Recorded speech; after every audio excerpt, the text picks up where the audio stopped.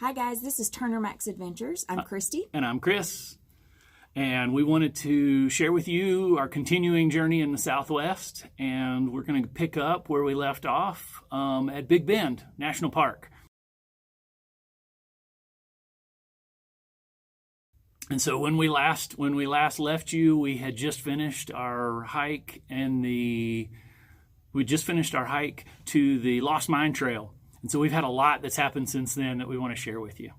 So remember how Chris was talking about be bear aware? He got to experience up close and personal the bear awareness at Big Bend National Park.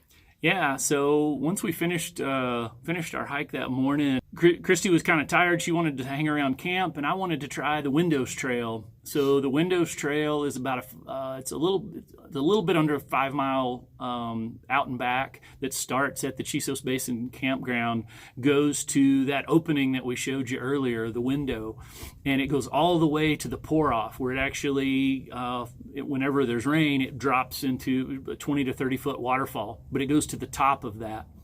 It's a really narrow little canyon at the very end, and so I wanted to go and check it out.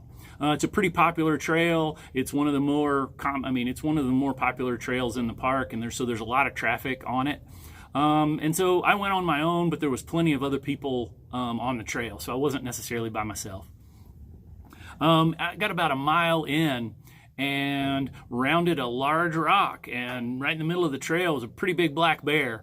We'll show you some pictures. I got some not great pictures, but you can definitely tell it was a bear. I'll also share with you. So I'm wearing a Garmin smartwatch that monitors my heart rate. We'll show you what my heart rate did whenever I rounded that. Fortunately, there were he was really docile. He was digging, looking for food, I guess. It's a pretty large bear, but he wasn't interested in you. He wasn't interested in me. Fortunately, I was able to climb up on top of a rock out of sight, and I heard people come in the other direction though and yelled out.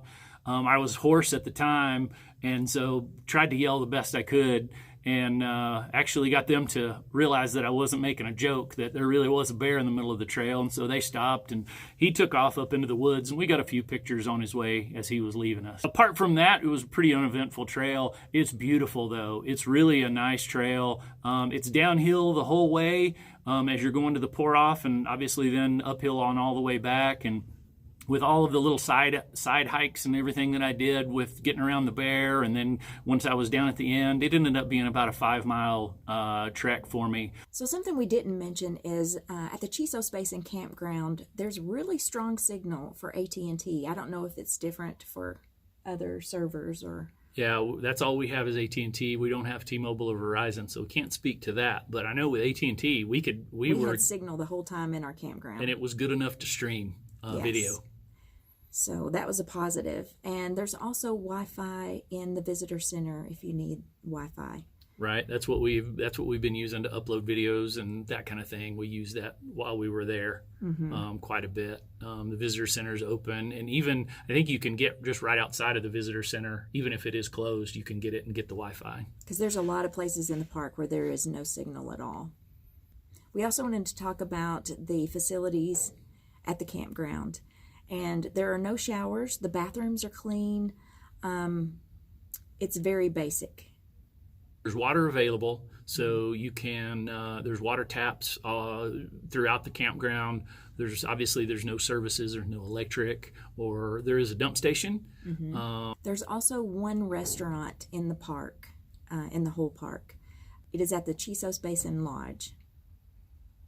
One other thing to mention at the park is that the nights are super dark. Christy had a little bit of fun taking some nighttime photography that I think she'll probably share with you. Well, the stars are really great. And the moon, it was only a half moon, but it cast shadows. I mean, it was really bright with the moon. Yeah, it was really bright. I can't imagine what a full moon would look like because we could see really good. or a new moon whenever, I mean, I bet you could see the Milky Way easily whenever there was no moon or the new moon. Oh yeah, because we saw quite a few stars. We sure did. Yeah, it's considered a dark park. So the ambient light is it's one of the darkest places that you can go to. And so for nighttime photography or stargazing, I don't think you can beat it.